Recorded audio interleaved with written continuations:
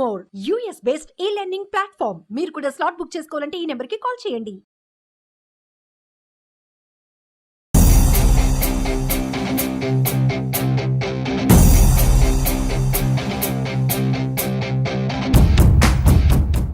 కామారెడ్డి జిల్లా ఎల్లారెడ్డి నియోజకవర్గంలో కొందరు వడ్డీ వ్యాపారుల ఆగడాలు మతిమీరిపోయాయి. ఈ సంఘటనకు సంబంధించి పూర్తి వివరాలు తెలుసుకునేందుకు మనతో పాటు ఎల్లారెడ్డికి సంబంధించిన సిఐ గారు ఉన్నారు, రవీంద్ర నాయక్ గారు. ఒకసారి వారితో మాట్లాడదాం. సార్, అసలు ఎలాంటి కంప్లైంట్స్ వచ్చినాయి, మీ దృష్టికి ఎట్లా వచ్చింది ఈ కంప్లైంట్కి సంబంధించి? నమస్కారం అండి.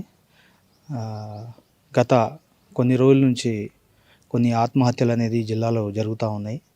దాని యొక్క కారణాలు ఏందని తెలుసుకుంటా ఉంటే ఈ అప్పుల బాధలతోని చనిపోతున్నారని తెలిసి గౌరవ ఎస్పీ మేడం గారు సింధు శర్మ గారు ఒక గ్రౌండ్ వర్క్ రెడీ చేసేసి ఎవరైతే ఈ అక్రమంగా ఈ వడ్డీ వ్యాపారంతో డబ్బులు సంపాదిస్తున్నారో వాళ్ళని ఒక లిస్ట్ అవుట్ చేసేసి మా అందరూ అధికారులకు సర్క్యులేట్ చేయడం జరిగింది.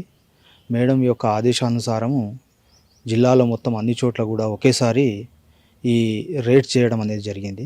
ఇందులో భాగంగా మన ఎల్లారెడ్డి మరియు లింగంపేట ప్రాంతాలలో కొంతమందిని ఐడెంటిఫై చేసి ఇక్కడ కూడా రేడ్ చేశాం.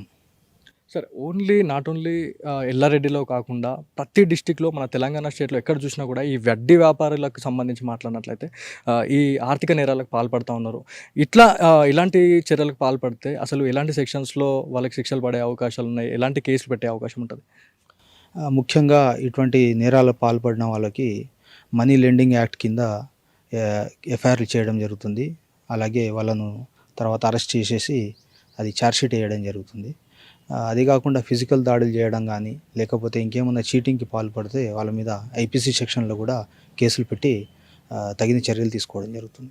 సార్, ఏదైతే వడ్డీకి సంబంధించిన అధికంగా వసూలు చేస్తున్నామని చెప్పారు, అదేవిధంగా ఏమైనా ఫిజికల్గా ఏమైనా దాడులు ఏమైనా చేయడం జరిగిందా వాళ్ళపైన?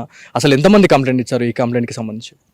మనకు ఫిజికల్గా దాడులు అనేది దృష్టికి రాలేదండి. కాకపోతే మనకు తెలిసిందంటే ఎక్కువ మొత్తంలో వడ్డీకి ఇవ్వడం ఒకటి, అలాగే కొన్ని తనఖా పెట్టేసి ప్రాపర్టీ డాక్యుమెంట్స్ కానివ్వండి లేకపోతే బంగారం కానీ కొదువు పెట్టేసి వాళ్ళ దగ్గర ఎక్కువ మొత్తంలో వడ్డీలు తీసుకున్నారని చెప్పేసి కంప్లైంట్ అయితే మనకుంది, ఇన్ఫర్మేషన్ అయితే మనకుంది. అంటే ఎన్ని సంవత్సరాలుగా జరుగుతుంది ఈ తతంగం అంతా? అసలు బయటకు వచ్చి చెప్పేవాళ్ళు కొంతమంది అయితే, చెప్పని వాళ్ళు కూడా చాలామంది ఉండే అవకాశం ఉంటుంది. వాళ్ళకి సంబంధించి ఏం చెప్తారు? ఇది అక్కడక్కడ చెదురుమదురు సంఘటనలు జరుగుతున్నాయి కానీ ఏ యూనిట్ ఆఫీసర్ కూడా అంటే అంతగా సీరియస్ తీసుకోలేదు. కాకపోతే గౌరవ ఎస్పీ మేడం గారు దీన్ని చాలా సీరియస్గా తీసుకొని మాతోని వర్క్ చేయడం అనేది జరిగింది. ఇక ముందు కూడా ఇటువంటి ఏదన్నా మా దృష్టికి వస్తే ఖచ్చితంగా మేడం యొక్క ఉత్తర్వులను అనుసంధానం చేసుకొని ఖచ్చితంగా మేము యాక్షన్ అనేది తీసుకుంటాం. అంటే ఓవరాల్గా ఈ వడ్డీ వ్యాపారుల ఇండ్లలో సోదాలు చేయడం జరిగింది. మీరు ఎంతమంది ఇండ్లలో మీరు అసలు ఈ చెక్ చేయడం జరిగింది? మెయిన్గా ఏం దొరికినాయి అసలు ఆధారాలు? సుమారు మా సర్కిల్ పరిధిలో ఒక 9 ఇళ్లలో సోదాలు అనేది జరిగినాయి. ఇందులో భాగంగా కొంతమంది దగ్గర మనకు బ్లాంక్ ప్రామిసర్ నోట్లు దొరికినాయి. అలాగే కొన్ని ప్రాపర్టీ డాక్యుమెంట్స్, వాళ్ళకు సంబంధం లేని ప్రాపర్టీ డాక్యుమెంట్స్ దొరికినాయి. అదేవిధంగా బ్లాంక్ చెక్కులు కూడా దొరికినాయి. ఈ విధంగా మనం కొన్ని స్వాధీనపరచుకొని వాళ్ళపైన కేసులు కూడా చేసాం. రైట్. ఏదైతే ఇప్పుడు మనకి ఓవరాల్గా ఎల్లారెడ్డి పరిసర ప్రాంతాల్లోనే ఇలాంటి అక్రమాలు, ఇలాంటి ఆర్థిక నేరాలు చేస్తూ ఉన్నారా, లేకపోతే ఇంకేమన్నా మీ దృష్టిలోకి ఏమైనా వచ్చిన అవకాశం ఏముందా? ఇవి కాకుండా కొన్ని అంటే ఇన్ఫర్మేషన్ అయితే ఉందండి. పోలీస్ వాళ్ళు చాలా క్లోజ్గా వాచ్ చేస్తున్నారు. కొన్ని ఏదైతే దాని యొక్క వర్కౌట్ కూడా చేయడం జరుగుతుంది. ఏదన్నా ఈ వడ్డీ వ్యాపారులు కాకుండా ఇంకా మిగతా రైస్ మిల్ కానీ లేకపోతే ఇంకేదన్నా ఇల్లీగల్ యాక్టివిటీస్ అండ్ కానివ్వండి, మొరం కానివ్వండి, ఇట్లాంటి ఇల్లీగల్ యాక్టివిటీస్ మీద ఇన్ఫర్మేషన్ పెట్టాము. మా ఎస్బీ వాళ్ళు కూడా యాక్టివ్గా ఉన్నారు. మాకు ఎప్పటికప్పుడు మాకు సలహా ఇస్తున్నారు.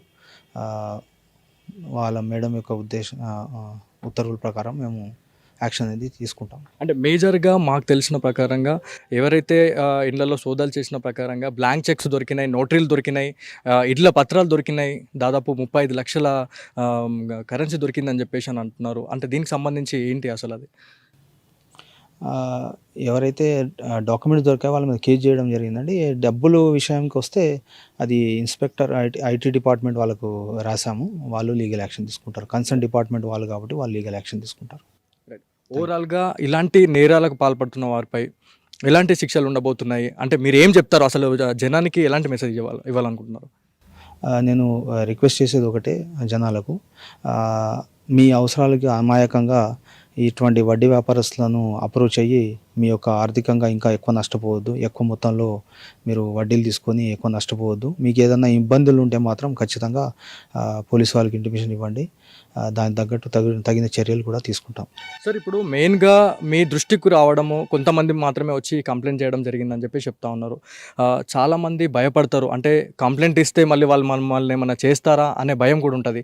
మీ పోలీస్ శాఖ నుంచి వాళ్ళకి ఎలాంటి ధైర్యం చెప్తారు? అసలు కంప్లైంట్ ఇవ్వడానికి వచ్చే వాళ్ళకి మీరు ఏం చెప్తారు? ఎవరైతే బాధితులు ఉన్నారో వాళ్ళకు పోలీస్ శాఖ ఖచ్చితంగా వాళ్ళకు సపోర్ట్గా ఉంటుందండి. వాళ్ళకి ఎటువంటి భయం పడాల్సిన అవసరం లేదు. మేము వాళ్ళకు సపోర్ట్గా ఉంటాము. ఖచ్చితంగా వాళ్ళకి న్యాయం జరిగేటట్టు చూస్తాం. ఇప్పుడు ఒక కేసు నమోదైంది ఒకరిపైన అని చెప్పేసి ప్రాథమికంగా తెలుస్తూ ఉంది. వారిపైన ఎలాంటి కేసు పెట్టడం జరిగింది? ఒక్కరు కాదండి, కేసు సుమారుగా 5 మంది మీద రిజిస్టర్ అయింది. ఒక్కరని కాదు. ఒకరి దగ్గర డబ్బులు దొరికినాయి. అది ఆ అకౌంటబిలిటీ అనేది లేదు కాబట్టి ఐటీ డిపార్ట్మెంట్ వాళ్ళు రాసాము. ఒక 5 కేసులు రిజిస్టర్ అయింది మన సర్కిల్ లిమిట్స్లో. రైట్. ఓవరాల్గా చూసుకున్నట్లయితే కామారెడ్డి జిల్లా ఎల్లారెడ్డి నియోజకవర్గంలో ఇప్పటికే వడ్డీ వ్యాపారస్తుల ఇళ్లపై సోదాలు నిర్వహించిన పోలీస్ అధికారులు వారి నుంచి నోటరీలు, ఇండ్ల పత్రాలు, దాదాపు 35 లక్షల నగదును కూడా సీజ్ చేసినట్లు సిఐ రవీందర్ నాయక్ అయితే చెప్పడం జరుగుతూ ఉంది. ఏదేమైనప్పటికీ ఇలాంటి ఆర్థిక నేరాలకు పాల్పడవద్దు అని చెప్పేసి పోలీస్ శాఖ తీవ్రంగా హెచ్చరిస్తూ ఉంది. ఇది ఇక్కడి తాజా పరిస్థితి. కెమెరా పర్సన్ నిఖిల్తో బాలు, సుమన్ టీవీ, ఎల్లారెడ్డి నుంచి.